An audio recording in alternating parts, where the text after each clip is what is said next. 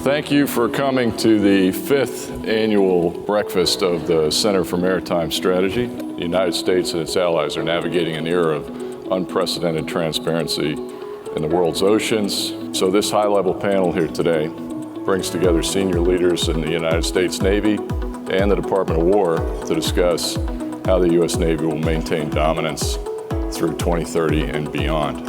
The point I want to make up front is we are at an inflection point in this department's history. The Department of War moniker is not just a name change. It really does represent a sea change in the way we think and the way we're going about doing business. And we need everybody in industry to pull along as we go down this lane, because we've got a lot of problems to solve and not a lot of time to solve them. A lot of work ahead of us.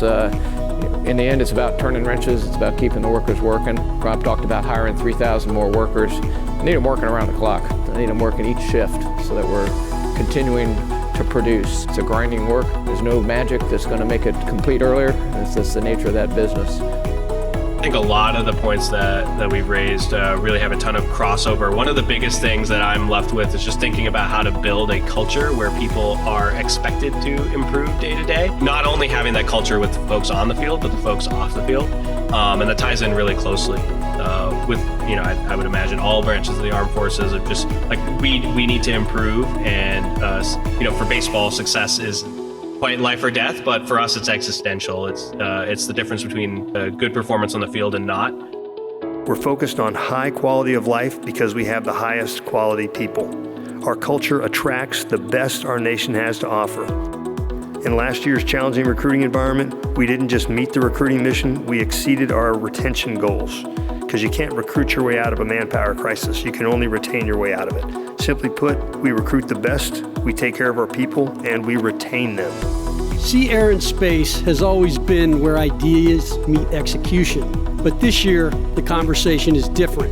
This is not about what we might do in the future. It is about what we must deliver now. The accomplishments of the past year are real, but they are not enough. With the right strategy, a full and timely budget, and continued investment in our people, we will meet these challenges. We will ensure that the Navy and Marine Corps are ready for today's mission and whatever conflict may come next. What makes America great is our commitment to our freedom, to our liberty, to all the sacred freedoms that we hold near and dear to our hearts.